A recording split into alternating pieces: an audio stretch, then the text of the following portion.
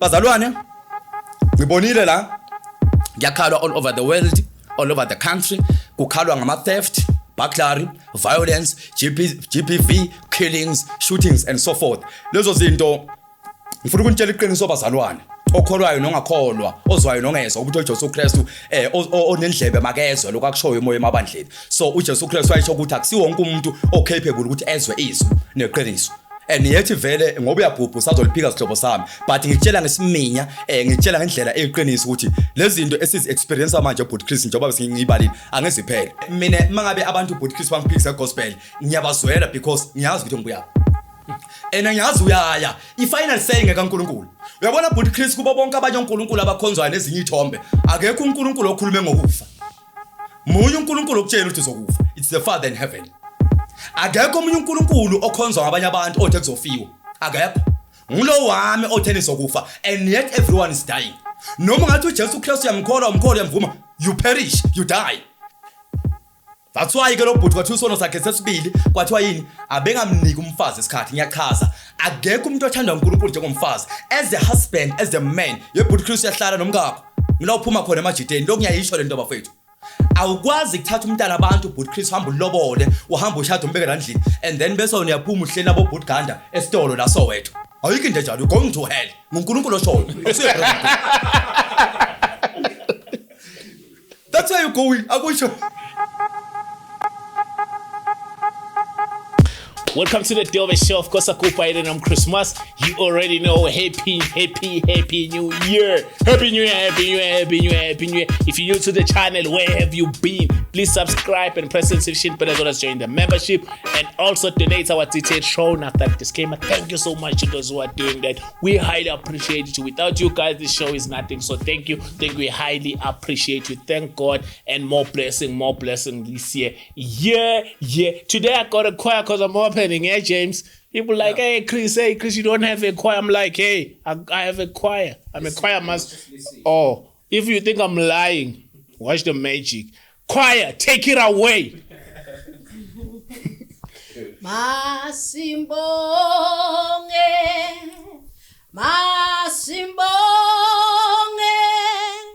oh no, Msaganga. Masimbonge,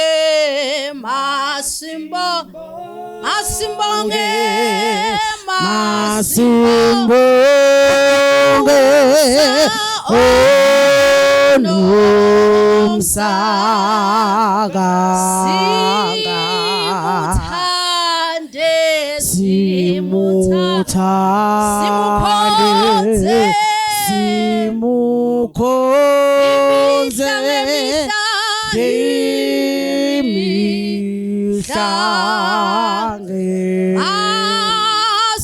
Simuthande, simukhonze. Masimbonge, Jesu, oh no, simuthande, simukhonze,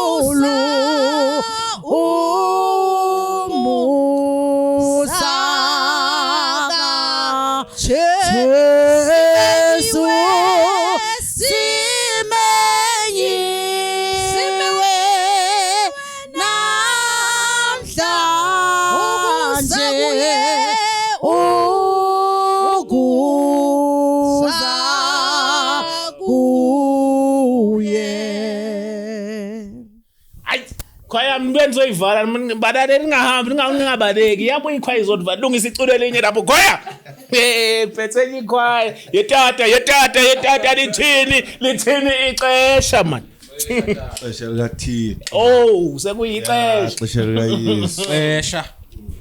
Ngiyabulela tata wathi ungaphi lithini ixesha Xesha ngoku. ngoku Ixesha. lithini ixesha ngoku James how you on grace or what We're on grace. We're on grace. We are blessed. love it man. Amen. So yeah, thank you so much to the choir. We really appreciate it. I have Brother Mduduzi is back. I'm loving it. We all loving it. You know, he said, live studio, mangabe, umoya ukholile wathi yakhona. Awuzo. Because he says nesikhathi phela.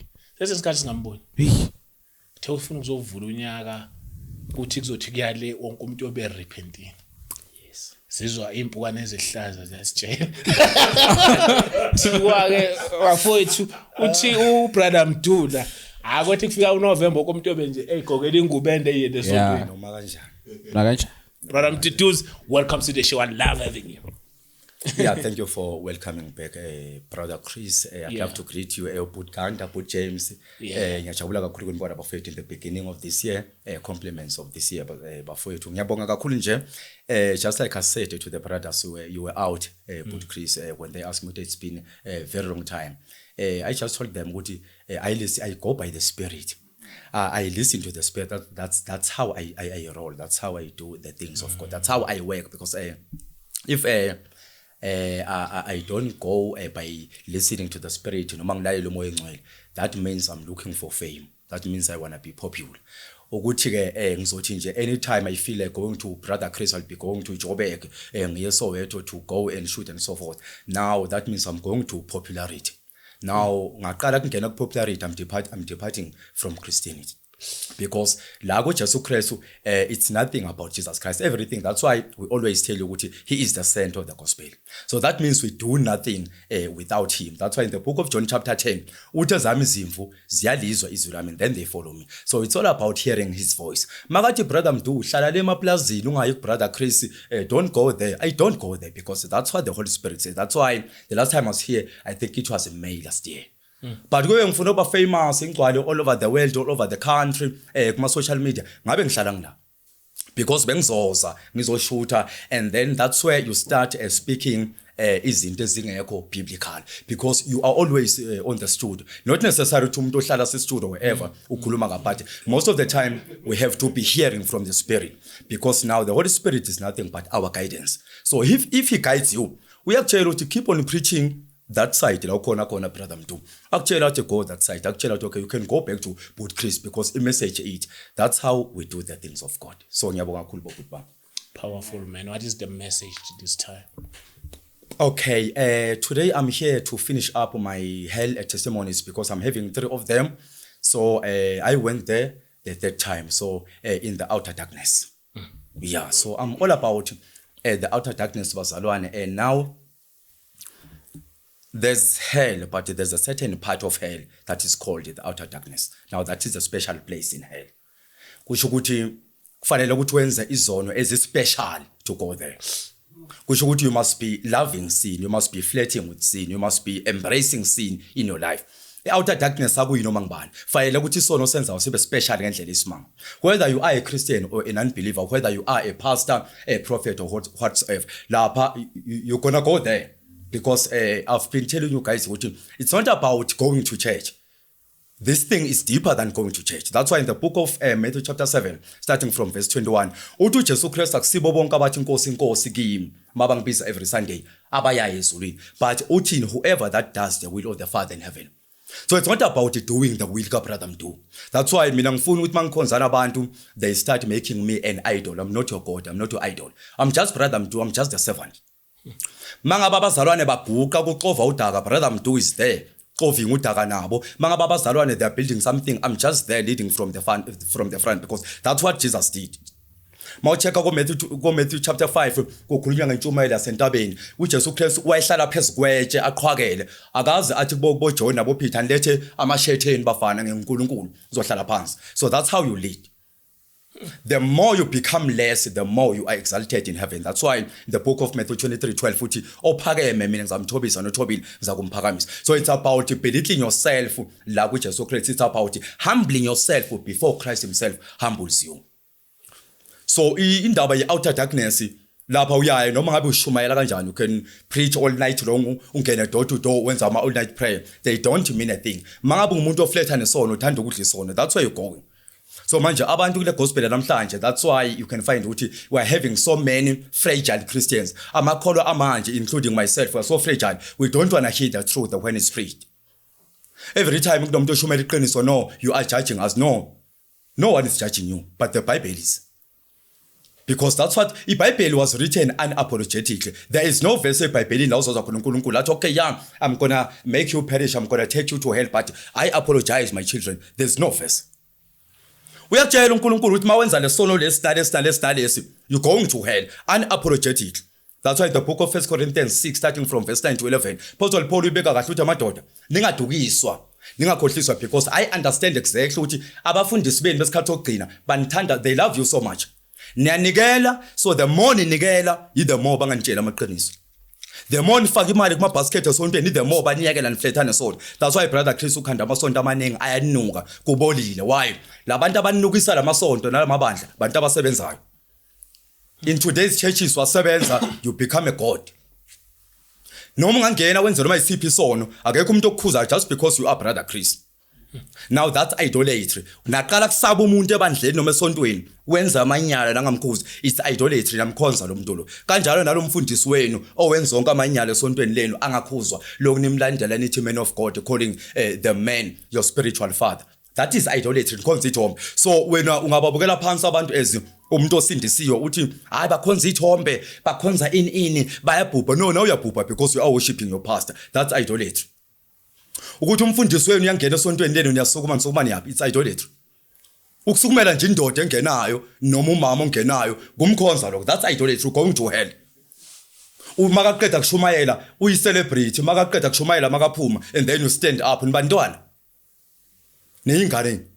Hayibe ngeke kwelinye isonto nodaba umfundisi bamphathela iBhayibheli bamsulele yanto. Exactly, that's idolatry. Now brother Chris angeke amakholwa manje avume, because as it is written in the book of 2 Corinthians 4 uthi Apostle Paul emadoda, the gospel that we preach is so simple.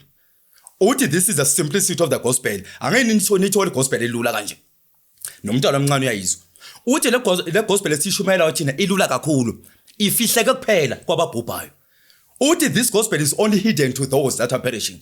Mangabe uyi-dispute, uyi-reject, uyiphika, uthi Apostle Paul through the power of the Holy Spirit, you have to know that you are perishing. Ilula, 2 Corinthians 4. Uthi ilula kakhulu le gospel, ifihleke kwababhubhayo, okungukuthi amongst them kunabantu abangakholwayo, because the god of this world, that is the devil, has blinded their eyes. Now you need your spiritual eyes la emhlabeni, because life is spiritual, everything is spiritual. So uthi Satan ufihlile kulabo ababhubhayo igospel engukukhanya kaJesu Kristu ukuze ingakhanya enhlizweni nasengqondweni zabo. Lo Jesu Kristu ngumfaniso kaNkulunkulu. So the gospel is very simple. Now mangabe mina ngizohamba ngishumayela, mina ngithi mina uNkulunkulu wangibiza, mina ngibrother Mntu wangibiza kuzosebenza. So if God called me, how would it be but Kristu ukuthi the word of God becomes heavy for me? Lingisinda njani iBhayibheli? Why kuzoba khona umfana noma umuntu othile umzalwane ophathela brother Mntu iBhayibheli awulibeka lapha? That's idolatry. You are not Christians but celebrities. That's how celebrities behave. You are not in church, you are in a concert. That's a concert, that's not a church. Because ihambulesi iqala Jesu Kristu owayehlala etshanini entabeni kwintshumayelo yasentabeni, yaphinda yaqhutshwa until it was finished. Makagibela emkhunjini wayehlala nabo azathelwe ngamanzi kanye nabo. He never pretended to be special. Nangela sapha lithi iBhayibheli, he removed his upper shirt, wenzani wathela amanzi endishini but Chris, showing love and humbleness. Wathi kubo bonke lethana inyawo, bakhwiqa inyawo bafaka endishini, wawasha inyawo zabo bonke, akhombisa umoya wothando nomoya wokuyithoba in church. Wageza ngisho inyawo zikaJudas uIscariot, who was about to betray him in the near future. And he knew ukuthi this guy here, I'm about to die because of this guy. The devil is going to get into the heart of Judas because of money. So that's how the devil operates namhlanje. Yonke into enziwa ngeSathane, it's because of the love of man. That's why ubona churches have become business places. uJesu Kristu uyafika lapha yabashaya uthi it is written encwadini zamaHubo in the books of Psalm ukuthi indlu kaBaba kuyawuthiwa indlu yokukhulekela, but nina you're going to make it the den of thieves. Nizoyenza kube indlu yokuthengiselana. That's what is happening. So that prophecy lives on. Namanje mawubuka emasontweni abantu kunama businesses, kunama fundraising, kushintshwana ngemali phela. There is no word, there is no truth, which is why ukhanda uthi esontweni lenu niyasonta nomthakathi. You don't read no scriptures to them because you're going to perish. Akekho umthakathi oya ezulwini. Ukhonze no brother Mdu wazenzela zonke inhlobo zakhe zezona. Awukwazi kumthathela umfundele iscript. You are not judging me. You are simply showing me the good way, the gospel. That's why kuthiwa 2 Timothy chapter 3:16 yonke imbhalo iphefumulelwe uNkulunkulu. Le mbhalo ilungele ukuyala nokusola nokufundisa nokuqondisa kodwa kulungene. That's why the gospel we preach as we preach being prideful. iGospel awuyishumayela uphakeme. Ufanele ube humble mawushomela iGospel because the people abashumayelayo babantwana bakaNkulunkulu, whether believers or non-believers, awubajaji abantu abashumayela but Christ ngoba sengingenile bengifuna ukuqala kulezo zinto ukuthi bazalwane, you have to understand ukuthi the gospel we preach is not for condemnation. Asigezi kuzolahla abantu okuyinto esegcwele kakhulu in the body of Christ. Mawucheka angeke ube ne tendency embi but Christ njengamakholo especially asindisiwe. Angeke ubabukele phansi angeke ubabukele abantu kabi phansi nje abantu asindisiwe. Bale basindisiwe ufuna sikhulume sibukela abanye abantu phansi thina. Even abanye abazalwane abakhonza engcenye ukudibana nje nomzalwane noma ufaka ijoyini yenkonzweni yakhe wherever akakona, angawufica umzalwane osindisiwe abingelela lelo kholo because we understand ngathi thina sinama ticket eVIP ezulwini, and that's not the case. We are just human beings. We have to be humble. We don't have to be judging people. Le gospel akusiyo bazalwane yokwahlulela ibandla ngumzalwane othile isonto noma yini. Akusiyo gospel le esayiphiwa nguJesu Kristu yokugxeka, yokubandlulula, yokucwasa. No, le gospel azange siyithathe kuJesu Kristu. Mangabe nje wherever you are brother Mdu ugxekile wakubandlulula wakujaja, ubokwazi ukuthi brother Mdu sihlobo sami azange azathunywe nguJesu Kristu, uzithume yena. That is the spirit of Leviathan, because mangabe ucheck in the book of Job lapha chapter 38-39 there's a verse lapha uthi ngokuba uLeviathan lo uNkulunkulu abo bonke abantwana bakuyikhukhumeza. Kusho ukuthi everyone that is being boastful and prideful, their god is Leviathan. The spirit from under the ocean, under the marine, from Leviathan goes out into the world. Lo moya angene kubantu. That's why ukhanda amakhola are prideful, amakhola are boastful. Now if you check in the book of Ephesians, sihlobo sami, if you will, Ephesians chapter 2, uthi Apostle Paul abhala ngalo moya engcwele, nisindisiwe ngomusa ngokukholwa. Konke lokho akuveli kini usho kithi. Uthi brother Mdu, the only way you are preaching this gospel is because of the Holy Spirit. It's because of the grace. Awuzange uvuke nje wena wasela amavesi, awuzange uvuke nalo moya engcwele. You are given everything you are having nguNkulunkulu. Everything that you are having wayinikwa nguNkulunkulu. So uthi nina nisindisiwe, nisindiswe ngomusa. Don't become prideful. Nisindiswe ngomusa ekukholweni. That means uqala ukholwa kuJesu Kristu. That's why in the book of Romans 10:17 uthi lo moya engcwele kepha ukukholwa kuza ngokuzwa izwi likaNkulunkulu. Akekho umuntu okholwa without being preached to. Someone has to bring Jesus Christ to you. Someone has to introduce Jesus Christ to you. Someone has to introduce the Holy Spirit. Good long moya weqiniso. This is the clean spirit. Umduduzi igama lakhe usebenza kanje for wena ukuze wazi, and then you start praying. Romans 10:13 kuyakuthi bonke abakhuleka egameni lenkosi bayakusindiswa. That means once the gospel is preached to you, uyasindiswa ukhuleke. Bonke abakhuleka egameni lenkosi bawo bese basindiswa. Ikhona abazalwane in the book of Acts chapter 2 starting from verse 17. So now asikwazi ukuphakama uthi Apostle Paul konke lokho akuveli kini nina nisindisiwe. Siyamangala nje mawupulpit uthi nikhoshelani kangaka, siyamangala niphaphelani wherever you are preaching, wherever la nikhonza khona. Mangabe umzalwane ophakeme engathi ungehla sihlobo sami ngalo moya engcwele. Uthi Paul akuveli kini, kuvela kuNkulunkulu kuze kungabikho ibongayo. So uthi Paul kuze kungabikho phaphayo. Yazini ukuthi noma media worshipa, you are singing, you are praying, you are reading the word. Uthi lento iqhamuka kuNkulunkulu. Konke lokho akuveli kini bazalwane, kuvela kuNkulunkulu. Uthi kuze kungabikho ibongayo. Noma ungeza umzalwane ashumayela axebule, umpostoli ashumayela axebule, upastor whoever lo enimthandayo. Uthi uJesu yazini ukuthi gospel akusiyalo umfundisi wenu esenimkhonza nina, esenimdumisayo. Uthi kungabikho ibongayo nisindiswe ngomusa ekukholweni bazalwane. Sithi Ephesians chapter 2 kodwa ku Acts chapter 17 verse 28 uthi uJesu Kristu ngifuna nazi ukuthi each and every action that you do iqhamuka ezulwini. Uthi Apostle Paul makabhala sikhona siphila sihamba kuye. Kusho ukuthi mawuhlala ngoJesu Kristu mawudla mawulala mawugijima anything and everything that you do it's because of Jesus Christ. So mangabe zinjalo lezo zinto awukwazi ukuthi uphakama. Now good Chris ngivumela kancane thatha just a few minutes. Bazalwane ngibonile la ngiyakhalwa all over the world, all over the country, kukhalwa ngama theft, burglary, violence, GBV, killings, shootings and so forth. Lezo zinto ngifuna ukunitshela iqiniso bazalwane. Okholwayo nongakholwa, ozwayo nongezwa ukuthi uJesu Kristu onendlebe makezwe lokho akushoyo emoya emabandleni. So uJesu Kristu wayisho ukuthi akusiwo wonke umuntu ocapable ukuthi ezwe izwi neqiniso. And yet vele ngoba uyabhubha usazoliphika sihlobo sami but ngitshela ngesiminya ngitshela ngendlela eqiniso ukuthi lezi zinto esizi experience manje but Christ njengoba singibalini angeziphele. In the book of Revelation chapter 6 starting from verse 1 and 2. Now we are in the book of the Revelation. Why the book of Revelation? Now everything that John wrote in the book of Revelation is spiritual. Remember, he was not seeing with his naked eye. Yonke into beyisibona nguJohn from Revelation 1 kuze kuye ku Revelation 22. He was in the spirit. That's why in the book of Revelation chapter 1 verse 19 uthi mina John umfowenu nomhlanganyeli wenu ekuhluphekeni nasekubekezeleni kuJesu Kristu. Uyavuma ukuthi umfowethu kule gospel nozohlupheka nathi akaze exclude. Uthi ngangisesiqhingini mina esithiwa iPatmos. Uthi ngenxa yezwi kaNkulunkulu. Why ngenxa yezwi kaNkulunkulu? He was arrested because of the gospel.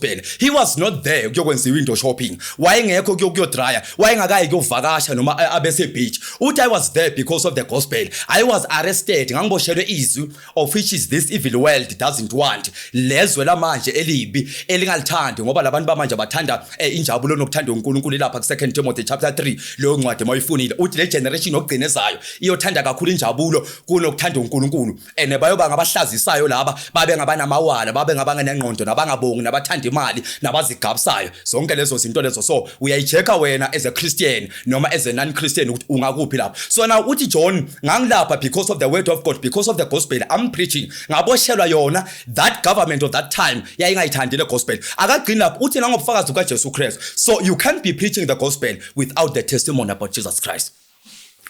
That's why every time we preach sinobufakazi ngoJesu Kristu ukuthi siyamazi, simbonile ezulwini, simbonile kuparadise, izinto esizibonile. Uthi ngangekho lapha only for the gospel but even for the testimony of Jesus Christ. Ngangikhona when he was persecuted and crucified. Ngangikhona mayiboshwe eGetsemane. Ngangikhona ekuvukeni kwakhe in the book of Acts chapter 1. Uthi lo moya ingcwele wahlala nabo for 40 days akhuluma nabo ngezombuso kaNkulunkulu ngaphambi kokuba ascend ezulwini athathwe yifu kungena ku Acts chapter 2. So now we are in the book of Revelation. Sesiphila encwadini yesambulo. Everything is spiritual. That's why we Revelation 6 1 and 2 uthi ngathi ngisemile ngimangele uthi ngezwa the voice coming straight from the throne of God from one of the living creatures, because there are 4 living creatures zinamehlo inside and out lezidalwa zikaNkulunkulu. Uthi kwamemeze esodwa sabo bazalwane sathi woza. Now mayibuka English translation sithi come and see that living creature. Uthi John and therefore ngabona someone riding a white horse coming straight from the throne of God in the spirit ayakuphi emhlabeni. Uthi kwaphuma ogibela ihashe elimhlophe lo wayethwele nomqhele. He was having a crown in his head. Now he was also having the bow and the arrow. Uthi waphuma angonqobayo noyakunqoba kusho this man was nothing but a conqueror.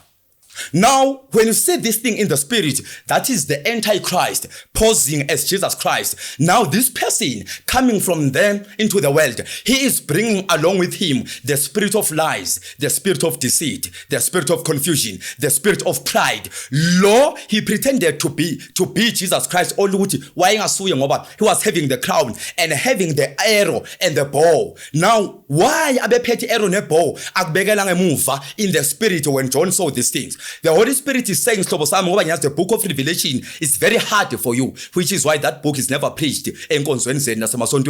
Now, for this person, with an arrow and a bow, you go back to the book of Ephesians chapter 6. With Apostle Paul, you must be having the shield of faith with you every time so that you can block the fiery darts of the enemy. The fiery darts are the negative thought. But Christian, Chris, you ask to use this kanjani. These are the fiery darts, the negative thoughts, of which is why they lead to committing suicide. Akekho umuntu ocommit suicide but Chris namhlanje ngoba kunento emphethe kabi. Umuntu ocommit suicide kusuke kunento ekudala imqala. kusuka kunento ekudala imtormenta. That's when you are being tormented in your mind day and night awulali.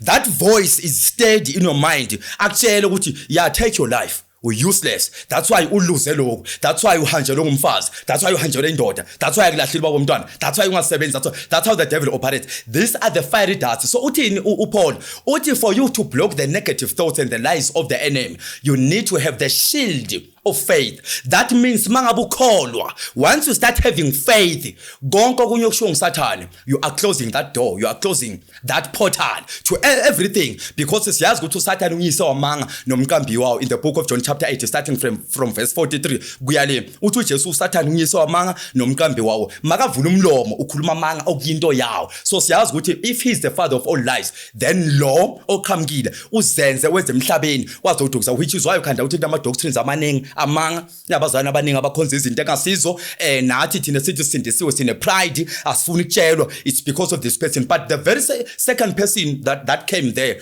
uthi John, when the second living creature called me, uthi ngabona ihashe libomvu liphuma khona lapha lilandela le wespirit samanga nako konke emhlabeni uyodukisa abantu abakhohlise abafundisa izinto ezingekho bakholwe ngabanga. Uthi kwaphuma ihashe libomvu. Now lo abegibela ehashe libomvu uthi wanikwa amandla ukuthi ayosusa ukuthula emhlabeni ukuze abantu babulalana, which is why ngithi sihlobo sami, we are in the book of the Revelation. There is no meeting, no conference, no whatsoever ezoqeda ama killings, ma theft nama violence nama GBV sihlobo sami. And this year I'm telling you, brace yourselves. Lo nyaka uzoba mnyama kakhulu sihlobo sami. Noma yakholwa noma ukholwa uzoba mnyama kakhulu. The killings you're going to experience this year are going to be intense. Everything is just going to be worse. Uzoyibona lento but Chris, because uDlomo ingcwele lo abegibela shelibomvu wanikwa amandla kuyosisa ukuthula, just to wipe away peace. That's why you can see ukuthi most families they don't have peace. Kunemndeni engazwani, akuzwani emshadweni, akuzwani emsebenzini asihambelani, asizwani, asinjani, akuzwani. The whole country uyayibona nje manje ingena eintweni ezimbi. The whole country, the whole world kwenzeka izinto ezingekho, because lo wathunya in the spirit ukuthi ayosusa ukuthula and uthi umoya engcwele ukuze babulalane. That means abantu. So kusho ukuthi yonke into efaka ukufa, yonke into efaka ukulimala, yonke into efaka ingozi angeke iziphele sihlobo sami. Ngiyakutshela ukuthi libambe lelizwi njengoba ngilibeka namhlanje. Sengaba likhulika inhliziyo yakho uqine, ngoba uSathane uyakwenza ukuthi inhliziyo yakho nenqondo yakho kuvele kube blinded engaboni. So uthi wanikwa, and the great sword was given unto him. Uthi wanikwa nenkembe enkulu. Now a great sword is the sign of war. It's the symbol of war. So uthi ke lo moya engcwele, after the theft, burglary, GBV, killings, violence, and so forth, eventually war will erupt. That's why this person who wiped away peace and everything made violence, nako konke emhlabeni, a great sword was given unto him for impi sihlobo sami. So noma kanjani impi izoqala but Chris, noma kulakithi, noma izoqala somewhere, but izosifaka sonke. And then the third horse he saw was a black horse. Uthi in the spirit ngabona that the third horse was a black horse. Now we all know ukuthi black symbolized the black cloud, yibhadi ongokubi nako konke into engahambi kahle. The horse was black, but uthi the rider of that horse isihlobo sami was having a scale in his hand. Now you're asking yourself, why was he having the scale? Sun scale bazalwane to do the measurements of food. Ngoba uthi John wathi makaphuma lo ngezwa the voice coming straight from the throne of God, bamemeza maka emhlabeni bathi hey mawufika emhlabeni wenze isitsha sodwa seBhali ngodenariyo nembenge eintathu imbenge eintathu zeBhali ngodenariyo nembenge yodwa kakolweni ngodenariyo. So that means they are talking about bread and food kahle, they are talking about impuphu nako konke. So lo maka emhlabeni in the spiritual realm uthi John ngabona bamlayeza bathi hey mawufika emhlabeni ufika ukhulisa isinkwa sabo, hamba ufika udurisa isinkwa sabo noma kanjani, ungayishiya impuphu, hamba ufika ukhuphule nokudla kwabo abadurela ukudla. But now into enye fascinator laphana uthi John ngezwe bafika bathi hayi amafutha abo newine labo ungalenzi lutho, so bayekele neoil yabo noma upetrol noma udiesel, let them keep on traveling but now on an empty stomachs. bathi fikudurisa ukudla dila nokudla since bangafuni ukukholwa since sesingena in this age and time nakulama prophets bathi fikukhuphula ukudla ama taxes abo and everything but into engicelayo John mawufika emhlabeni yekela utshwala babo leave them with their wine bayekele baqhubeke nokudakwa bonakale ubayeke no petrol balungile ba yes my brother Like when you drink alcohol, they say it makes the nation sleep. yes So if they drink, they must sleep. That's how the devil operates mostly in alcohol because in the book of Ephesians chapter 5 starting from verse 15 uthi Apostle Paul yebazalwane uthi bhekisisani ukuthi nihamba kanjani ningahambi njengabangahlakaniphanga kodwa hambani njengabahlakaniphile athi nithengisise isikhathi because days are evil. That means but Chris you don't have all day singafana manini kunomuntu ombona manje uzabathi awudlulile kusasa sekuyakhala hayibo bengihlena izwe baje bohlena izolo that's how the world is kusetshenzwa kanjalo uthi ke lo thengisisana isikhathi ngoba insuku zimbi awunalanga lonke emhlabeni ungasuka noma nini ungadlula noma nini yonke into ungumoya kuphela ungasuka so uthi thengisisa le hour nayo but Chris uthi uNkulunkulu usebenzisa le minute onalo because you're going to remember the very same hour or time you wasted in hell ngakhumbula mina sami isikhathi bazalwane ngisesihogweni that's why ngizoqedela namhlanje kwesithathu but ngifuna ukudlula kulezi so mawetla khona in the very same book uthi Paul ningagcwaliswa ngewayini kodwa nigcwaliswa ngomoya ngoba iwayini kuvela kulomhuheko so now the Holy Spirit is telling us ukuthi most of the time when you are drunk kuvela khona ama addictions. That's why you can't do indaweni zokunatha zokucima ukoma ufika abanye abantu sebayalala bamile committing sexual immoralities making those sexual perversions bamile they are drunk that's why athi yekelani lokudakwa kangaka once wadakwa there's no way wadakwa uzawuqala ukungena emzini ufuna ngaba ungenanga kuyo uzawulala embedeni ufuna ngaba ulalanga kuyo uzawugwaza abantu so namacala so urepile abathi ulale nengane minor underage you were drunk so you're jail for 15 years uthi ke etshwaleni kuvela umuhuheko lo tshwala buyakuthatha lo tshwala biyakuthumba biya-adapta bukufaka kwenye mentality kusase kuthela uzobathi but Chris uthuke babo wakho uthi mina andiyethu umthukile so that's how alcohol the spirit of alcohol works Mbiza ngomama wakhe. ya umbiza ngamama wakhe babo wakho o else ubuke babo wakhe emehlweni uthi konje madala ngikwazelaphi mara ngibabo wakho uhlala naye la khaya Ngakubona. ya ngake ngakubona mara ngisakhumbula and that's your father that's how alcohol operates. So ziba njalo so ngifuna ukudlula masinyana so now njengoba ubona but Chris i-violence ikhona nako konke sengikubalile war is coming and then lapha between of that war plagues and pestilences will start striking kuzaba khona indlala njengoba ilotshiwe lento sabe sesilwa sesishayana sesinqumana sekukhona yonke lento everything that is going on now is just a little bit better but Chris compared to the things that are coming ngcono kakhulu okwenzekayo njena khala kuseza there shall come a time sihlobo sami la you will be asking yourself whether uyakwazi yini ukuphuma endlini yemsebenzini kuzoshaya isikhathi awuzoyibuza khona ukuthi ngingammikisa nomntana esikole because you won't be believing anymore ukuthi uzobuya siya esikhathini sothi angawuthemba maye edrobheni whether you will come back angawuthembe kunesikhathi but Chris sizongena kuso manje uzobona in the near future la kuzabe khona abafana abagcwala idoro yothi mawuthi uphethe isinkwa sakho basicele labafana singena esikhathini sokuthi abantu bazongena ko Shoprite nakwamanye ama supermarket bayithathela ukudla bangabaleki bathatha ukudla ngathi bawuthenga grocery bafaka ama plasticini baphuma eminyango that's where we going singena lapho bafowethu now let me talk about the last horse. The last horse was the pale horse, the fourth horse. Uthi John when the fourth creature called me sithi woza come and see uthi ngabona ihashi elimpofu li-colorless the pale horse uthi the person that was riding that pale horse isihlobo sami for the first time these three men before this one they were not named abana magama but siyatshela ukuthi bagibele kanjani because angikhonanga ukuyichaza kahle lencwadi bazalwane because of time ngoba zinde these things are so spiritual but ngithemba ukuthi uzayibamba nje lapha nalapha. But the third horse, the rider of the fourth horse, the rider of the fourth horse, ihashi lesine gogo lapha ekhaya nawe mkhulu ihashi lesine incwadini yesambulo chapter 6 uthi John for the first time this person was given a name uthi negama lakhe lalingokufa and uthi neHades lalandelana naye. Now that's where I'm coming, the place of torment, it's Hades. Uthi the fourth person olandela lo wokuqala oyodukisa abantu emhlabeni nalo wesibili oyosusa impi nalo wesithathu oyobanga indlala uthi the fourth person was death himself. Uthi God also released death kusho ukuthi ukufa kwakhishwa from hell kwabekwa ngaphezulu ngoba uthi even the place of Hades was following death. Ngenkathi agibele ihashe lakhe ahamba uthi I saw hell behind him following him. That means even death himself, because he's a person, is going to be released. So it's not going to be only hunger zonke lezinto. Now la ngibeka khona sihlobo sami uthi John, these four horsemen were given the authority and power ukuthi babulale okwesine the fourth of humankind ngendlala nangezifo nangempi nangelwane zasendle. That means sihlobo sami even the wild beasts are coming out. But Chris kusazohamba ilwane la ngaphandle ongasazi igama lakho nakwazi sibone ku internet. Sisazohamba la ngaphandle because God himself is going to release them.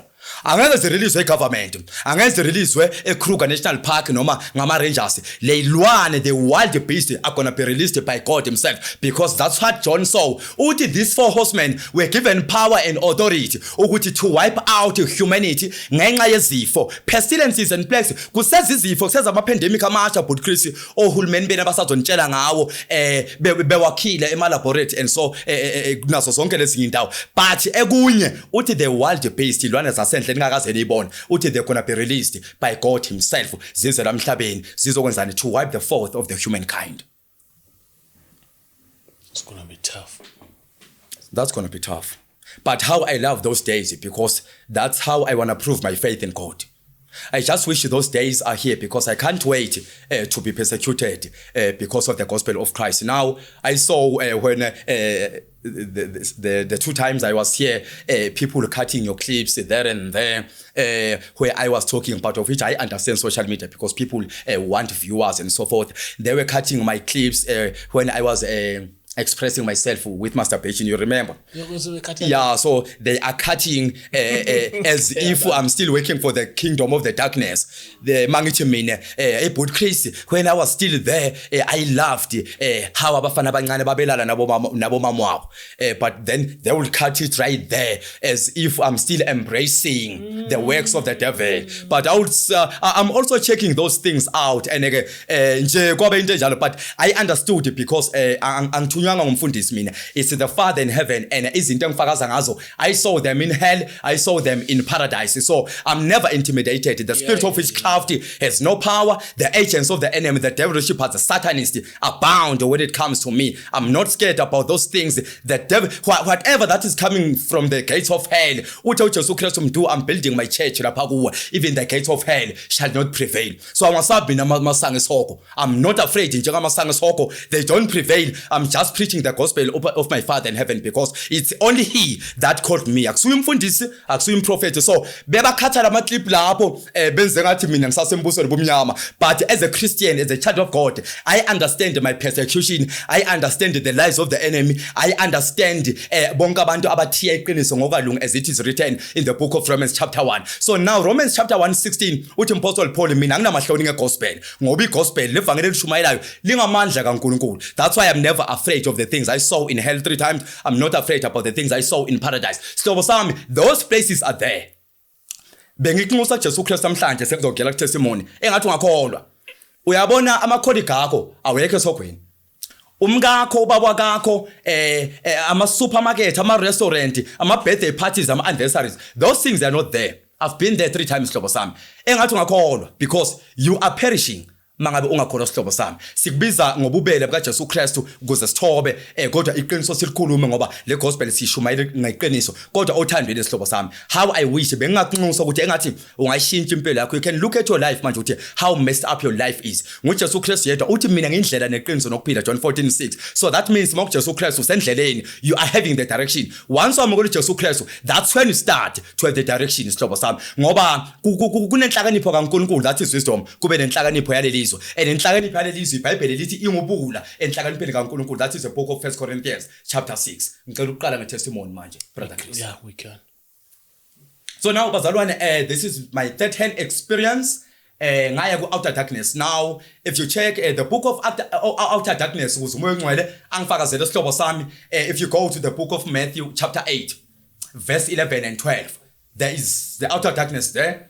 If you go to the book of Matthew chapter 22 verse 13 and 14 ngilakasho khona uJesu Kristu athi ngokuba abaningi ababiziwe kodwa abayinxosana abakhethiwe. Many are called but only few are chosen. So now have to ask yourself whether you are called and chosen or whether you are only called. Sihlobo sami uyabona uma uyikholwa uthi usindisiwe ukholwa ubiziwe ubona ngokulalela only the will of the Father awulaleli intando ka brother Mdu ngoba uza kukudukisa. Abazalwane sibone kakhulu ukuthi kule gospel yamanje nithanda kakhulu brother Mdu aba idolize abahamba ku Boot Chris awuyenzi lento khona perish khona go to hell. Brother Mdu is nothing but a vessel of God. Ngisebenza umsebenzi kaNkuluNkulu ku Boot Chris ukuze wena wazi uJesu Kristu. I'm here for uJesu Kristu ukuthi abe famous ngehle mina. I'm here for uJesu Kristu ukuthi abe popular ngehle mina. Ngisebenza I'm just a vessel. When I open up my mouth the spirit of God flows out because uqhamuka straight kuJesu Kristu. That's how it is done. Matthew 22 verse 13 and 14 and Matthew 24 verse 51 and Matthew chapter 25 verse 30 they are talking about the outer darkness. Uthi uJesu Kristu uyawukhishelwa ebumnyameni obungaphandle la kuyoba khona ukukhala nogedla kwamazinyo.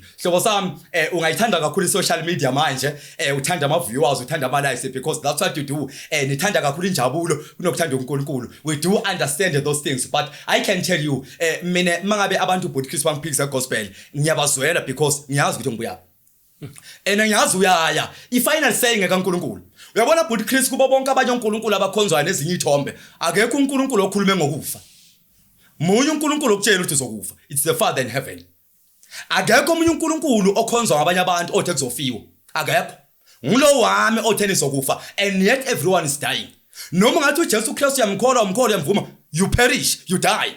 Nguye yedwa obhalile in the book of Revelation 21:8 wabala amagwala nabo bonke abantu abangakholwa nabathathe nabaqamba amanga nababhorekayo emakushunyayo nani wathi isabelo salaba sikuphi sisechibile livutha umlilo nesibabule okungukufa kwesibili. That is the second death. Ukubhalile futhi in the book of Revelation chapter 20 wathi ke kuko konke lokwenzakalayo abazalwane wathi ngabona ukufa Johane ukufa himself was thrown into the lake of fire. Uthi nomprofeti wamanga athi nabo bonke abangatholwanga in the book of life uthi as long as kunomuntu igama lakhe belingabhalanga in the book of life uthi John bafakwa nabo echibini lomlilo elivutha umlilo okungukufa kwesibili. So it's only my Father in heaven that told us about death and yet we are dying. So kusho ukuthi there's the first death ngulokufa Boot Chris okufa manje mangabe ungcwatsho but there's also the second death it's when you are thrown into the lake of fire and brimstone. So munye uNkulunkulu okhulume ngokufa. So now you start asking yourself ukuthi ngoba umkholwa wena lobaba wamasezulwini ufelani because lo wakho uNkulunkulu akakutshela ukuthi uzokufa. Fanele ngabe uyaphila forever. Ngowami ubaba oshilo ukuthi ngizokufa mina. Ne second death wakhuluma ngayo. Ufa njani wena ngoba omkholo. So yabona ukuthi umunye uNkulunkulu Boot Chris obeka igama libe njalo. So ikhona iouter darkness isihlobo sami kuyayiwa lapha. So now bekum September 2022. Ngase ngile on the 10th of June 2021 August 2022. Bazalwane ungakhohlwa yimi ngithe 2022 August ngangiyise fornication. Bazalwane ngize ngena kwi section ama fornicators angakukhanda khona obaba abadala neinsizwa benqunu ngithathwa ingilosi yokufa eyangilanda ngibuka ngangibuka kanje yangithatha ngoba yayine authority phezu kwami ngoba ngangiqeda kwenza isono. Ubhalile John ngale ko 1 John chapter 3 chapter 4 wathi owenza isono ngoka Satan. So now this is the third testimony. Nakhona ngangilele as usual. Now I was used in going to hell bese ngasasana. Now God told me this particular time what I'm taking you back there. Bazalwane, it was like I was standing in a huge building Boot Chris. Ngathi 100-story building. Ngathi nama floors 100. It was like I was standing there. Remember Boot Chris, hell is underneath. That's why Isaiah mababhala Isaiah in the book of Isaiah chapter 5 starting from verse 11. Uthi ndawo Isaiah chapter 14 starting from verse 9. Uthi indawo yabafileyo phansi inyakazisiwe ukuthi kuhlangabeze kufikeni kwakho because hell is dead. Le ndawo iyakuthanda Boot Chris. When you go there iyakwelkhama ngoba inezandla. Ikunqaka useza ungakafiki ine magnet. That's how hell loves you mawungakholwa. So that place is underneath. So njengoba ngangehla bazalwane ngangehla Boot Chris njenge brick revolver dryer kanje ngangehla ngezandla nangenyawo. I was rolling all my way down. Bazalwane kwathatha isikhathi eside for mina ukufika phansi. Remember la ngaphansi uJesu Kristu ukhuluma ngendawo ethiwa bottomless pit. Kunendawo engagcini la ngaphansi la uhamba khona waya. Yes. ibottomless pit kumnyama kuphela kulomgodi ebhuti Chris njengoba ngangirola abazalwane. Now when you go to the outer darkness, it's like there's a tube, there's a tunnel ebhuti Chris ngathi kune pipe elimnyama wehla njengamanzi. When you go to that place mawehla Wehluza ukhohlwa. yeah wehla uzokhohlwe ngehla isikhathi eside bazalwane. I'm telling you the truth ngishona le phansi. Now as I'm rolling down bazalwane, there were voices around this tunnel but Chris I was hearing voices but ama voice abantu besimame kwakungomama neintombi angwazwanga ama voice abantu besifazi besilisa. There were voices phela is lapha is pure black.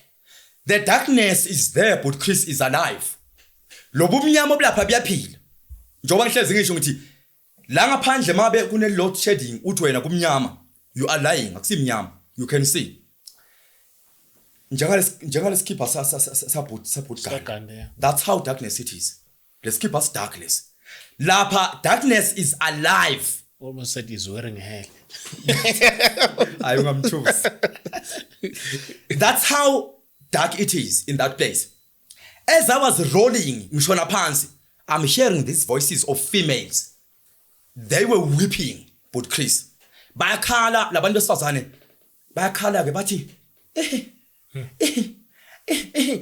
lento leyo. Now I'm trying to grab them as I'm rolling down ngilula izandla. I wanted to touch them just to understand, to use my hands ukuthi bengizo understand, bengizoba ne concept ukuthi bahlezi njani or else they are glued on the wall or whatever. Ngangifuna ukubabamba mangakhona ukubabamba. I tried even to kick them with my 2 feet. I stretched my feet. I remember stretching them out, trying to kick these females because I wanted to understand as I was going out, who are they? How are they glued on the wall? But I was not seeing anything because it was pure dark until I got there. Mangifika lapha phansi but Chris, you don't see nothing there. But you can feel ukuthi ufikile phela. Uyazi ukuthi awusahambi anymore. You are standing now. Standing in a dark place, completely dark. Awazi noma usemzini wabantu. Awazi no, you just simply don't see nothing.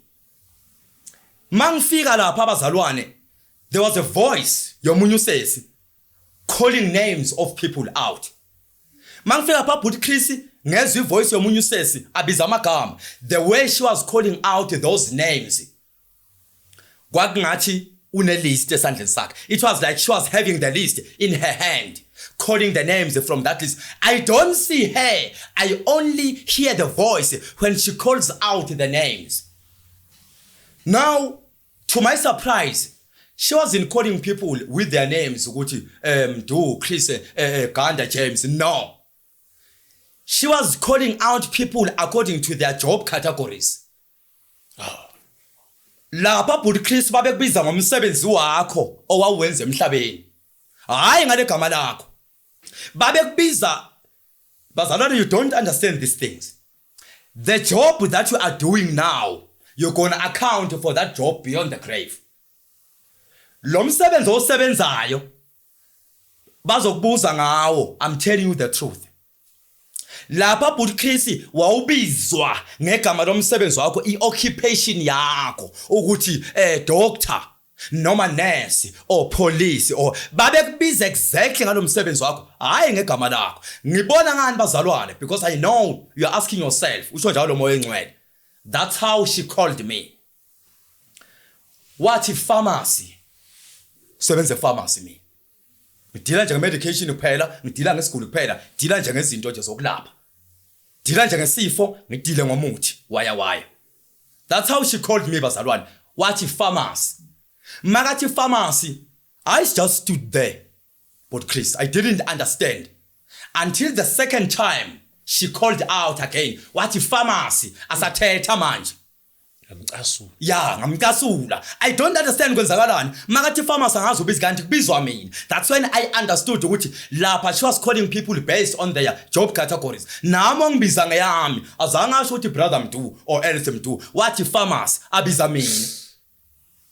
Now, if you go back to the book of Matthew chapter 5, lapha ko verse 40 around there. uJesu Kristu uthi mangabe isandla sakho saka right siyakhubekisa sikhiphe mangabe iso lakho laka right liyakhubekisa plug it out uthi kungcono kakhulu for wena noma nami ukuthi singene sinawe ezulwini sinezandla ezishodayo namehla ashodayo kunokuthi siye esogweni with the whole of our bodies. So bazalwana ngifuna ukutshela through the power of the Holy Spirit ngoba siyazi ababanengi abasebenzela kanjalo lo moya engcwele. That verse is not only talking about the sexual immorality.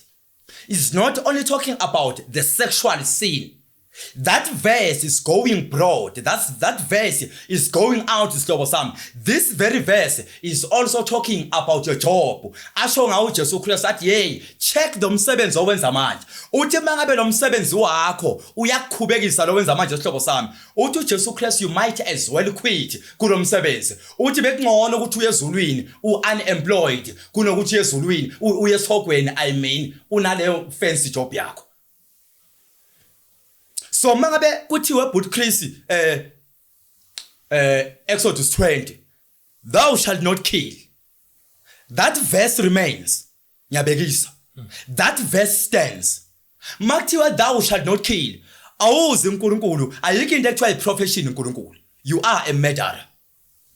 Angeke ngejudgment day uze uNkulunkulu uthi but I was just this usho job category yakho uthi hayi ngangibulala uNkulunkulu ngoba ngangisebenza lokho ayikho into enjalo. Iverse lithi ungabulali limile. Awukwazi ukuthi ubulale wena emsebenzini wakho la usebenza khona bese uthi uzobekisela uNkulunkulu umbekisela but Chris remember you are dealing with your creator. Phela ngithi mina ngiyile kanenge kuleli izolo ngalo. Asikho isikhathi sokuchaza. You can't justify. You don't justify but Chris the moment you die he sends you to hell right away. You don't get to at least in my 3 experiences angikhulume ngami I didn't get to see him ngiyo explain ukuthi why I fornicated. Ngenkathi kuphuma umphefumulo he would send me straight to the place of torment without talking to me ukuthi angibuze ukuthi bowenzani ngoba bosindisiwe abengithatha ngimisa sogweni straight because of my sin. So there is no explanation with God ukuthi ngangibulala ngoba ngangisebenza khona. Uthe yena kungcono ungene ezulwini unemployed because lo msebenzi wakho usikhubekiso ku. Noma ngabe you are a Christian. Mangabe uyabulala la usebenza khona you are a murderer. That's how you are called. That's what you are called with this Sam. In the spiritual realm you are a murderer because you have murdered someone or you are always murdering people. Ayikho into ukuthi it's a job category, it's a profession. Ayikho profession. You are a murderer. And uthi in John Makabhala uthi akukho mbulali onefa embusweni kaNkulunkulu. So that means as a murderer you don't go to heaven. Le verse lilapho. And then mangabe when she called me the second time, the force, brother Chris, that I told you about in my first hell experience in it, when I got to that house, in my first hell experience, there was a door. I was told to get inside of that house, if you remember correctly. I refused, but there was a force that came. Lo moya wangithatha wangifaka kule ndlu without opening the door, without outing. Something came and lifted me up wangifaka phakathi kule ndlu. The very same force came on the third experience in the outer darkness. Wathi lo says makangibiza the second time athi pharmacy. Wakhamka lo moya. Ngiyabona wayicabanga ukuthi I'm refusing. Wakhamka lo moya waphindwa ngiphakamisa. Wayongibeka lapha. Now lapha phambi kwami but Chris there was another hole. Remember I'm already in the hole. I'm coming straight from the world phezulu. I knew when I was standing there ukuthi umhlaba uphezulu. That's where I came from. But there was a second hole. Kwakunomgodi wesi2 but Chris phambi kwami omnyama unjengalapha ngakubhudganda. Uyi round kanje. I was told ukuthi kufanele ngene nakuwo lo mgodi futhi. Kanti vele sengisemgodini. Kwathiwa ngena kuloya futhi. So khathele uda. And futhi but Chris lo mgodi wesibili lapha ngakubhudganda. Wawune insimbi wona madrobhula le insimbi esifasa ngazi fence lesishayelayo. Yeah, yes. Wawuna lezo insimbi ngathi brace stand. La madrobhula abebovu ubona ukuthi akhishwa manje emlilweni. Abekwe lapha afolile phezulu kwalomgodi. I was told I'm walking barefoot. But Chris, I was walking barefoot. I remember exactly. Kuthiwa kimi before uthole allowance yongena kulomgodi wesibili uzohamba qala phezulu kwanazi insimbi eyibovu. I remember when I observed them ukuthi lensimbi emose zikhishwa manje emlilweni lesi kuze ngishayiwane epholile ngenkathi nginqaba ukuya lo moya le force yangisusa yangigibeza phezulu kwale nsimbi forcefully so angiqala mina ukusha kangaka bafethu ebazalwane ithatheni serious indaba yale ndawo ngiyabona sihlobo sami ukuthi uSathane unibambe kakhulu lesihlobo sami uyabhubha mangamfuni uJesu Christ uyabona lapha sikho isifundiso I'm telling you the truth lapha ukafundi lapha you are not rich lapha ngikutshela iqiniso yebut Chris angiqala mina ukuzobhlunga kangaka phela ngithe ku first experience bengihleli nawe ngale but Chris ngathi mina lamhlabeni mawuthi ushiswe ukudla ushiswe ngamanzi bagwazilo kunobhlungu you are lying ubhlungu ethogweni budedelwe ipercentage yobhlungu like the last one of it idedelwe lamhlabeni but Chris a pain is limited uNkulunkulu wabugodla ubhlungu lamhlabeni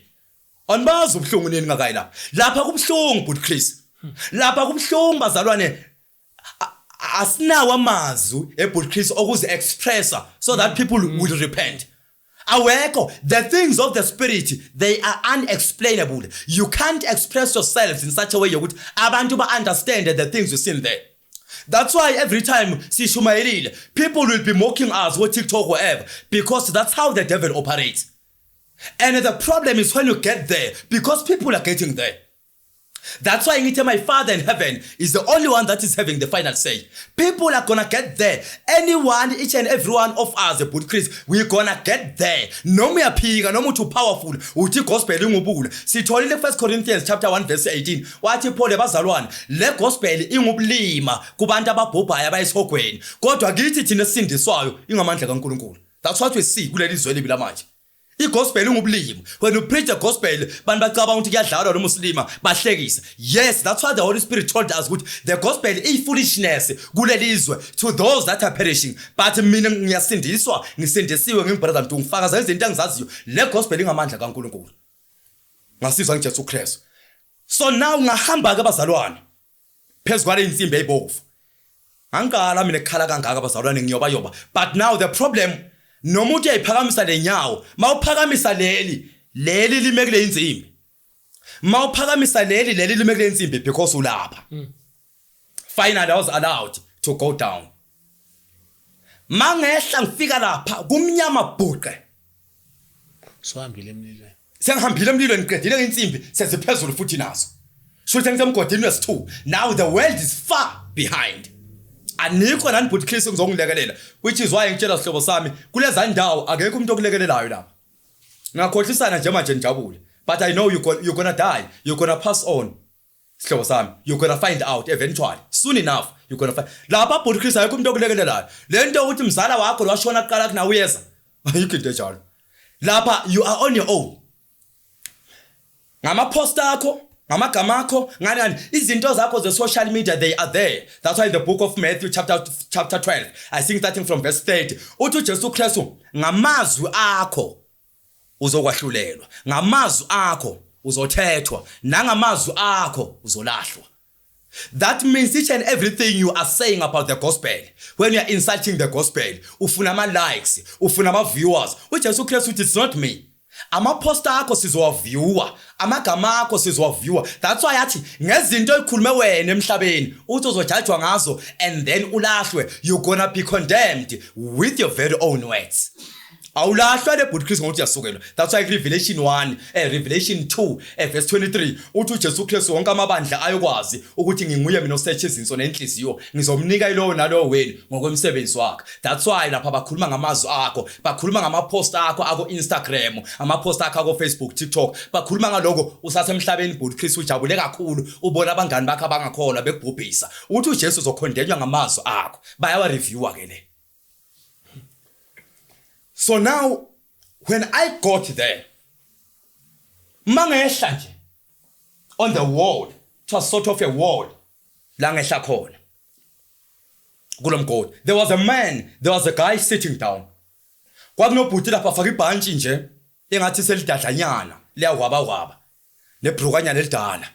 Wayehleli phansi, he was just sitting down, ahleli phansi ngezinqe, abeka izandla amadolweni kanje. Lo bhuti vele njengomuntu ohluphekayo njengomuntu olahliwe wayehlezi kanjalo lo bhuti Mangena nje ngifike eceleni kwakhe. Azange ngibingelele nama ngakhuluma lutho naye. Wathi kimi, uyabona mfethu mina njengoba ngila.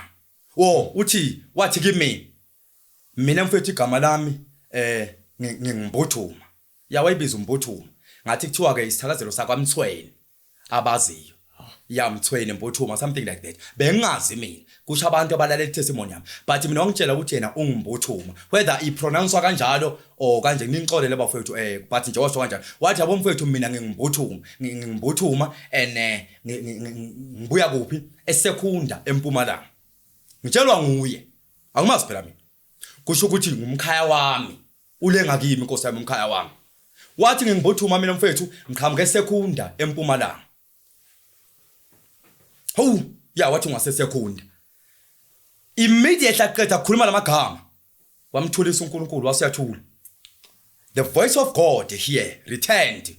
Njenga first experience yami ngithi mina, uma experience yami onke bekune voice kaNkulunkulu bekhuluma esifubeni sami, ingitshela ngakho konke ekufuna ngikwenze la. Waqala uNkulunkulu wathi mfana wami yambona lo. Ngathi ngiyambona baba. Wathi akanazi izona ezinengi lo. Njoba umbona outer darkness. Azikho izinto eningabe senze izimbi emhlabeni. Unezono nje intathu lo. Sono sakhe sokuqala. Lo abengawondla umndeni. Sono sakhe sokuqala. Engisho kakhulu ke namanje ngisagcizelela ngiyabuka abazalwane obhuti bami basindisiwe abondli. Ayikho into esebenzayo. Udlomo oyingcwele ukholwa kwaloyo kuyize. Noma ungasindiswa uziyosithela sihlobo sami mawungondli But umuntu into bese ebengikhuluma December bengisekhaya ngithi bafethu thina sifa kangaka ukondla kunabantu nje abathenga amabholi baphila free.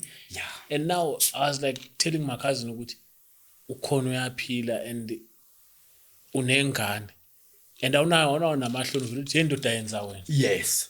Ngithi awundoda uzungitshele kanje ukuthi akwenze mina enganeni yakho. Uyadla but Chris, how do you feel kufaka nje whatever you are eating emlonyeni unengane ongayazi ngale idleni? Yebani.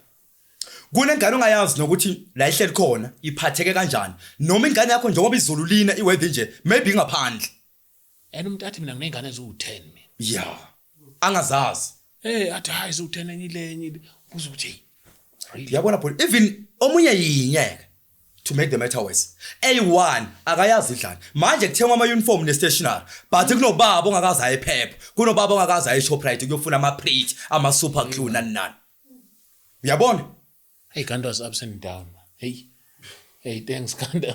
He was ups and down with covers. Ngimjoyinile, I'm always up and down nami go Shoprite ngehla ngiyuke drop. Check ipatient besikhuluma ngakuthi azikho ipatient manje niyabona. And thina we are living far from town. Ngihamba 100 kilometers kuyofuna ama cover nama preach eingane. Hamba 100 km mina kuye drobheni ngiyofuna ama puzzle. Ngiyofuna whatever ufuneka lapha einganeni. Because I am the father and understand ukuthi the little that I can do mangisaphile emandleni ami nginawo. Fanele ngikwenze because ngithe last time singale podcast ngathi mina most of the time ingane izinto ezifuna kithi abafuni imali, they just want our presence, just to be there as a father. Means a lot. True. Uyazi ingane bongena podcast ubuye komakethe ongakuthola umsebenzi iyagijimela izikubambe la ngenzansi la ingababa ngicela imali because you understand ukuthi when uyanqoba you are a conqueror, u understand ukuthi zonke izimo uyazi control. That's why akuthanda umntwana. So as a father akufuneka imali sihlobo sami, kufuneka wena sometimes kunama advice ongawaveza la angasiza lo mntwana ngaphandle kwemali. So not everything is about money. Even about relationships sibona manje ukuthi everything is about, not everything is about money. Ningangikhiphi lesihloko but Chris. Yeah. So now uthi lo abengawondla umndeni. In the book of 1 Timothy chapter 5 verse 8 uthi uNkulunkulu yebazalwane mangabe kunomuntu uthi mangabe ungabondla abakini kusho ukuthi lapho ufaka abakwenu obhuti bakho sisi bakho ungibazali bakho ngibaba kumama. Uthi mangabe umuntu angabondli abakubo ikakhulukazi abakwakhe uyayihlukanisa uNkulunkulu abakwakho but Christ, that is your wife and kids because now that is your immediate family basendlini.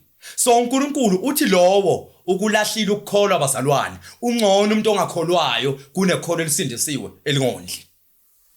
So noma angashumayela kanjani brother Mdu mangaba kondla isebenzi lento noma bengafundisa kanjani nawe ushumayela kanjani imfundisi ngapha mangaba wondle ayisebenzi uthi uNkulunkulu ulahle ukukholwa lo ngondle so kusho ukuthi ukondla kwakho kuncike ekukholweni ukukholwa kwakho kuhamba nokondla sona sakhe sokuqala wathe sesibili lo ubengamniki umfazi wakhe isikhathi ngachaza futhi kubafowethu ngathi akekho umuntu othandwa uNkulunkulu njengomfazi eBoot Chris hayi chaphaza umfazi uzobona kahle ayikho indoda echaphaza umfazi enefa embusweni kaNkulunkulu awuyi ingomuntu kumele thola umfazi sikumele ukuthola umfazi manje I think sawa nayo le conversation I think no boganda C3 ukuthi in a household makungajabula ngomfazi yeah uzocaca uyabona ilanga lakho vele emotion exactly exactly even kuwes uyabothi nasino baby mama singasathandani nabo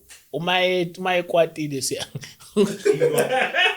sifisa yabona mina imali engiyisenda iextra ngiyayincengela ukuthi angakwati kakhulu because wakwale iziwakwati izinto ziyabheda mina imali omnyaka wona ngiyayincengele ukuthi hey futhi unga iextra ngiyazi kunje sibe right yeah angakwati yeah exactly yabona so Boot Chris ngenkathi uNkulunkulu alalisa uAdam phansi phela uNkulunkulu wayengamiyeka uAdam ngaphandle kaEve anyway he was all alone wayevela mdala yedwa and he forgot about him ayizulelo uAdam acutha lokacuthayo adla enza ini nanani but then as time went by uNkulunkulu wathi no lo muntu udinga umsizi walalisa yena phansi uyabona wakhipha lelo bhambo lakhe wakhangala owesifazane manje you can see how important abantu besifazane are with God because like wabenza special kwakuspecial kwakhiwa kaEve kwakungasinkonzo yokudlala yayi special ngoba uNkulunkulu kuba bedlala bengekamaka so that was a special sermon right there ukwakhiwa kaEve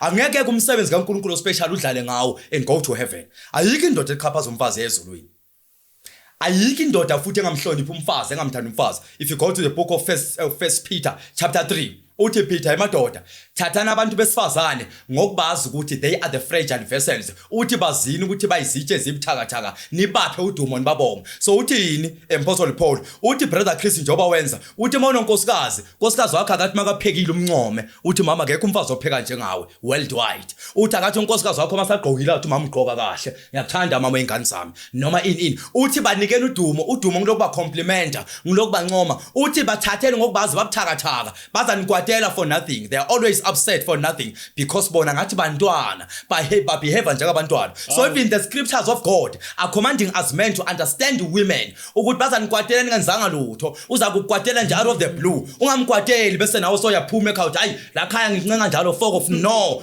compliment go and hug her tell her how special she is tell her ukuthi uhluke kanjani kwabanye abantu besifazane ngumpostoli uPetro bhala lokho akusuye brother Mzulu James ka set up James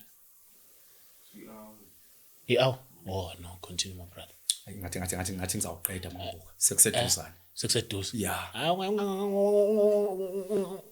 usengabuya nakuphathe ihamba ngepace yakho unga rush kube khona into othi haya ngikhona ukuyikhuluma le yabo yabonga okay ayicala inkolelo kahle so now nguPetro bhalayo Boot Chris ubhalela thina and uziyachaza egcineni kwale verse 1 Peter chapter 3 sihlobo sami uthi ukuze imkhuleko yenu nini emadoda ingathiwa that means the enemy is capable ukuthi avimbe imkhuleko yakho as a man mabukhuleka makunomfazi okhalayo ekhaya so as a man you are wasting your time praying makunomfazi onengane engakondliwa as a man you are wasting your prayers makunomfazi oguqile okhala ngawe ukuthi la khaya umhloniphi you are cheating ulala ama out wenza ini uthi Apostle Paul bahlonipheni bani kudumo ngoba ba fragile so that imkhuleko yenu ingathiwa that means the enemy can block your prayers makunomfazi ohlushwa nguwe ngapha ngemuva that's why ke lo bhuti kwathi usono sakhe sesibili kwathiwa yini abengamniki umfazi isikhathi ngiyachaza akekho umuntu othandwa uNkulunkulu njengomfazi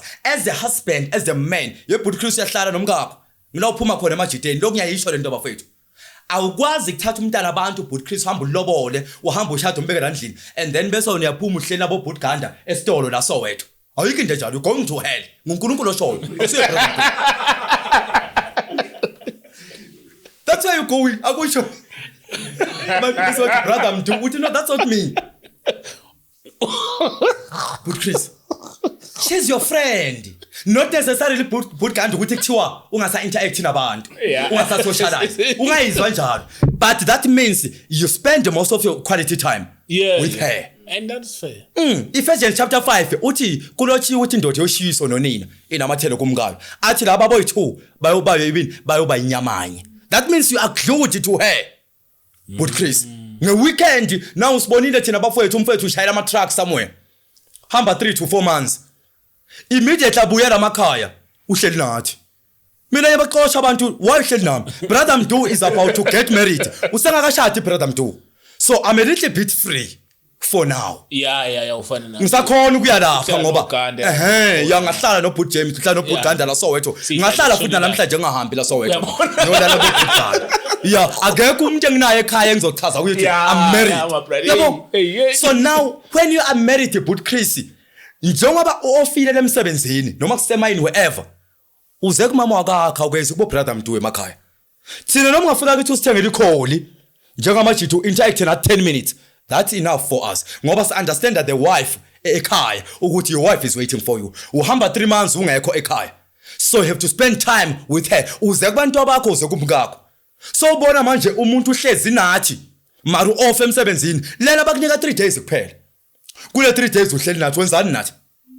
That's how people are perishing.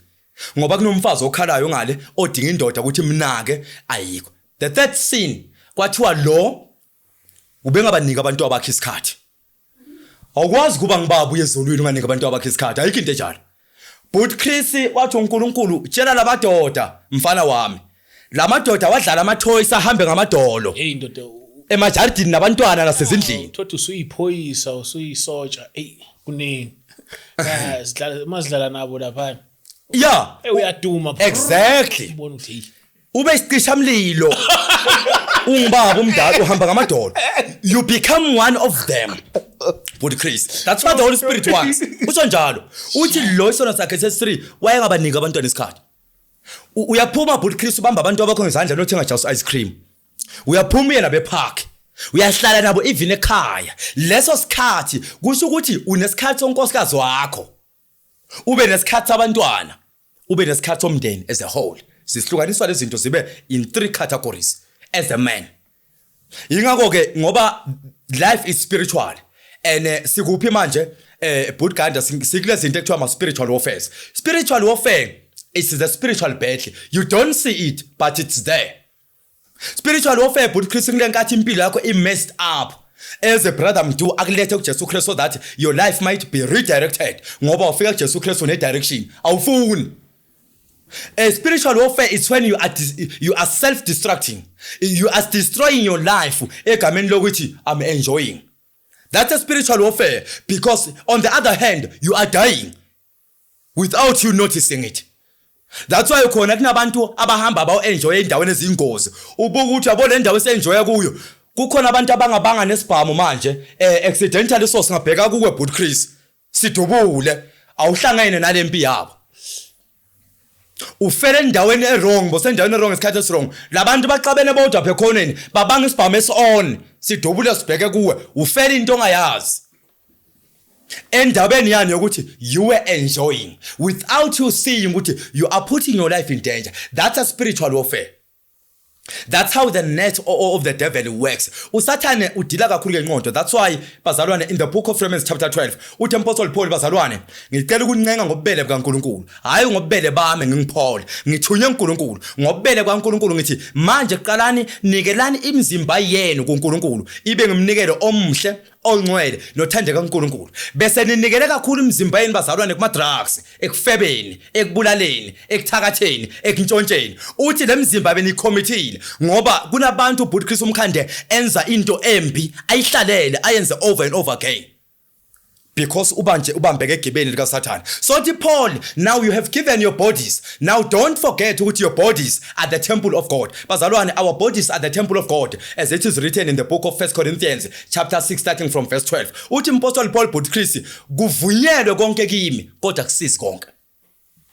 Kusho ukuthi kunezinto Boot Chris ezivunywe igovernment yenu, ezivunywe uhulumeni wenu, ezibulalayo. As a Christian, you have to check yourself ukuthi yes, ivunyiwe lento emhlabeni, yafakwa constitution. Mina ngedwa ingibekaphi?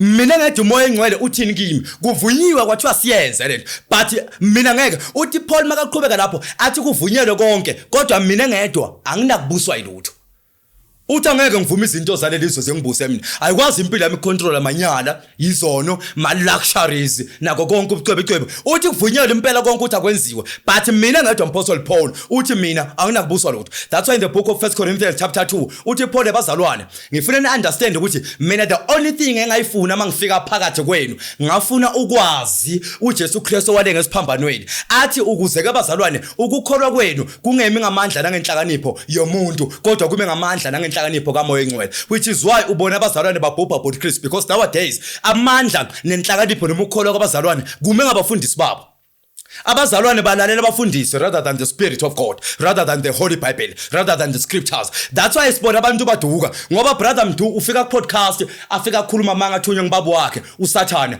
the whole country the whole continent but hayi ngoba brother Mdu siyamthemba ayivela senze lezi bazalwane you only listen to the scriptures mangabe brother Mdu aletha ku gospel engena scripture that's a false prophecy Mangabe brother Mdu aletha ku gospel engena scripture that's a false gospel sihlobo sami igospel kaNkulunkulu ifakazelwa nguye ngama scriptures along the way as we go and move on through the gospel sihamba ngama scriptures because the Holy Spirit is only continuing giving us the scriptures in our minds yawaphendula ama scriptures that's why in anything and everything that I talk about I'm having the scripture to refer to through the power of the Holy Spirit ukuze wazi gospel engiyiphethe ngayinikwa nguNkulunkulu so uthi Paul kuvunyiwe igovernment ivumile kubhaliwe emthethweni sisekelo walelizwe but mina ngedwa ngengibuswe ngilezinto mina ngedwa ngengicontrol why uthi because your bodies are nothing but the temples of God as asho in the same chapter 1 Corinthians 6 athi pho ngithatha izitho zika Kristu ngizenze ezobufebe na athi khana kanye why akathi Paul ngithatha izitho zami lezi uthi no the organs I'm having in my body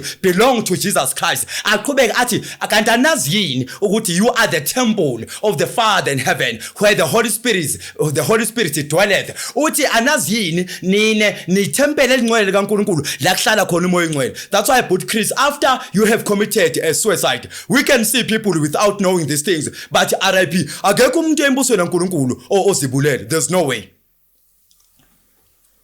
committing suicide and rest in peace bazalwane abantu abeze Jesu Kristu yabona siyancenga wozali Jesu Kristu bazalwane kuzovuleka but Chris after killing yourself you're going to hell ngoba let's go to the book of Exodus 20 the 10th commandment thou shalt not kill in the spirit world but Chris when you kill yourself or I kill myself abathi brother Mdu uzibulele bathi he killed mawibulele wena but Chris akusike ukuthi ibulele wena you killed someone you are a murderer after killing yourself that's what the scripture is all about this concept kuthiwa ansibo abenu but Chris when you don't belong to yourself you are a property of the Father in heaven so you can't be killing somebody else's property and go to heaven ngani manje nansi imoto yakhe imile ngaphandle ngaphuma manje ngishaya imoto yakho ngaphandle ngamatshe ngestin ku windscreen I'll have to pay that's your property The very same thing with your body, but Chris. The bodies that we are having are not ours. They don't belong to us. Lo mzimba lo ingakophola athi ngithatha izitho zika Kristu ngifebe ngazo. Uchaza lo ukuthi no, lezitho lo mzimba usiwami. So angikwazi ukuthi ngithathe lo mzimba ngiyofeba ngawo. Lo mnikazi walo mzimba uzangishisa sogweni. Ubona ngani bakushisa manje njalo? That is the book of 1 Corinthians chapter 3 bazalwane. Uthi lo moya engcwele isandla sika Apostle Paul, whatever lokho kwenze in the temple of God, uNkulunkulu uzokwenza kuwe mawufika le. 1 Corinthians chapter 3. Nomntu ngeke siqede namhlanje le ndaba yakho. Yabona yawonje siselapha kule la khona uyafika bakutshela izono ubona lo muntu ukutshela izono ukuthi isono akabe bengondle. I think when you come back you have to pick it there. Usho njalo. Yeah. Cela ukuthi uphinde ubuye we'll pick it from there because it seems like it's a life story. So, here we got time, so we'd love to have you again and siqhubeke na. No problem my brother. But nje but Chris siyangibongile kuno but James obut Ganda. Ngibonge kakhulu nje ngobufakazi bukaNkulunkulu. Ngizokubuya nabo bunjalo. Ngoba kahle vele uyabona nje mina igospel engayinikwa yesikhathi. Yesikhathi because azange nikwe igospel yokuthi ngithi igospel ifuna lokuthi ngiyifake kubantu funa igospel mayifika kweBoot Chris ngiyishumayela kanje ikusize ngoba bengisashe eqala igospel akusiyo kwahlulela akusiyo kugxeka akusiyo kuphakama so igospel engayinikwa uJesu Kristu mina akusiyo kwahlulela ibandla noma umzalwane noma abantu abakholwa noma abangakholwa sengiyiqeda Boot Chris in the book of 1 Corinthians chapter 5 verse 12 uthi Apostle Paul nginandabani mina kwahlulela abangaphandle abantu abangaphandle bazokwahlulela uNkulunkulu so asijaje umuntu bazalwane kini engathi bongalizwa lezwi engiliphethe abazalwane ngizawuphinda ngibuye ngiqedele ngoba avamise ukuthi abe made bahlobo bami ama testimony engwaphethe kanti labo Boot Chris kusentshezwa ngesikhathi njengoba sengilihambila ihour sihlobo sami but nevertheless ngithemba ukuthi uNkulunkulu uzawukhuluma nawe uNkulunkulu uzakusiza uNkulunkulu akwenze isihlobo sami ubuye ukhuthazele no brother Mntu sikhonze sisendiso isihlobo sami ngiyile kulezo ndawo ngaphandle kwensindiso awuyi bengisaqedela ngiqedele Boot Chris le mangabe uyibulela uye embusweni kaNkulunkulu because you have killed somebody else's property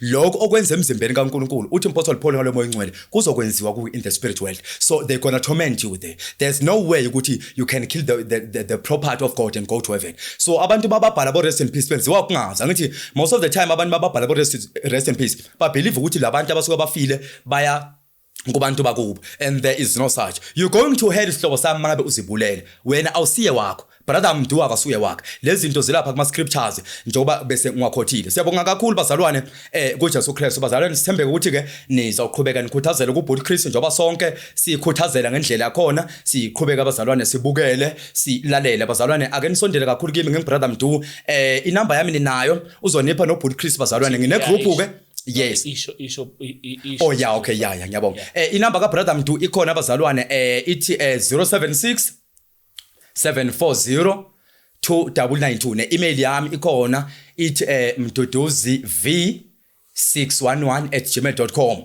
sengenzela sihlobo sami abafuna ukujoina inkonzo ngoba after my testimonies ami kweza abazalwana abanenge babanjwe egibeni kaSathane ngama addictions ahlukene asabekayo abazalwane ngambonga kuNkulunkulu ongiphakamisayo kuze nami ngiphakame inxosana ngalobulima begospel bazalwane ngambonga ngisamtusa namanje ngibhizika ngaleyo nkonzo ngisiza abazalwane sinenkonzo ke sine group singena Monday to Friday bazalwane la ngishumayela khona izwi kaNkulunkulu eliphilayo singena ngo6 siza siphume ngo8 ngenza ama deliverances ngenza ama prayer ngi-interpret amaphupho ngenza yonke leyo msebenzi ukuze wena sihlobo sami umkhonze kahle uJesu Kristu remember ke ubrother Mntu awumenzi iidol awumenzi lutho uyisebenzi nje kanye nawe ukuze angabhosti angabe nepride angaphaphi brother Mntu ngoba nami ngisindiswe njengomusa ngokukholwa kuJesu Kristu sihlobo sami ngifanele ukuyishumayela ngokuthembeka igospel kaNkulunkulu ngishumayele ngesimenya ngishumayele nangokuba humble isihlobo sami nangothando ngoba uthando lungolunye lezithelo zikamoya in the book of Galatians chapter 5 we can't do nothing without love so sihlobo sami ngiyakuthanda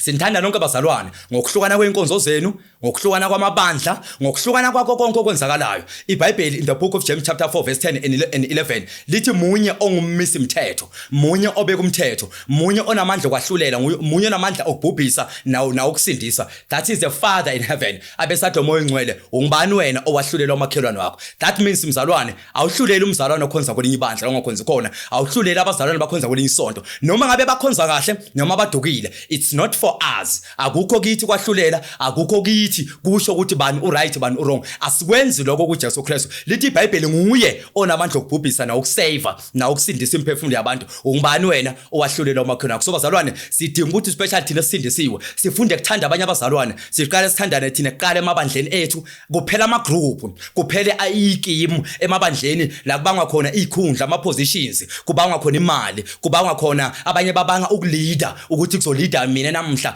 la sicula khona nakuma worship team kubangwa ama microphone bazalwane yekelani ukubanga izinto yekelani bazalwane in the book of 1 John chapter 2 verse 15 uthelo moya ingcwele ningathandi izwe nezinto ezisesweni so sihlobo sami it's time to go back and do the self introspection as a Christian sicheke wena ungachekhwa ngumuntu zazi ukuthi uJesu Kristu uzokwenzana simemeza uJesu Kristu uthina olenga siphambanweni bazalwane sibalekela kakhulu lelizwe that's why ngagcina last year in 2025 ku Boot Chris ngomMay bazalwane because I'm only listening to the voice of the Holy Spirit that's why namanje ukuthi makusuka lo nyaka wathi you can call brother Chris manje ufune islot umbuzo ukuthi ungasondela Boot Chris kwanginika ke nabafowethu uBoot James so bhuti kanti that's why ngila ngenxa izindaba zikaNkuluNkulu namazwi nephimbo likaMoya oNgcwele lisebenza kimi kuyayithatha isikhathi isihlobo sami ukuthi ngiqede umsebenzi kaNkuluNkulu but nje njengoba sashilo bhuti Chris ngibonga kakhulu isihlobo sami kulonyaka athi uNkuluNkulu angashintsha impilo yakho ngathi ungakholwa ngathi ungasindiswa engathi ungayikhethela uJesu Kristu othi wena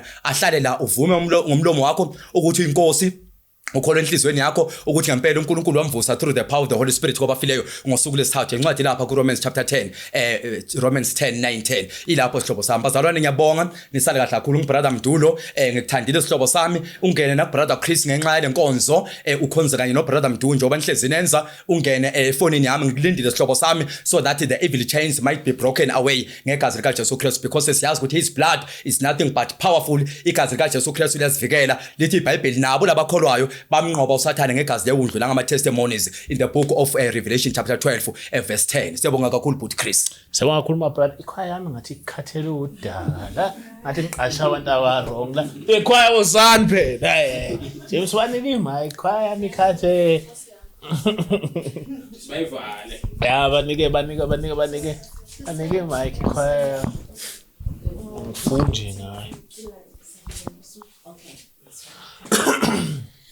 Thina silindele usuku olukhulu lokubuya kukaJesu lapha bangcwele bezohlwithwa webangcwele amen hallelujah awuyeki intokozo yokwazana nayo Jesu thina sisela awuyeki injabulo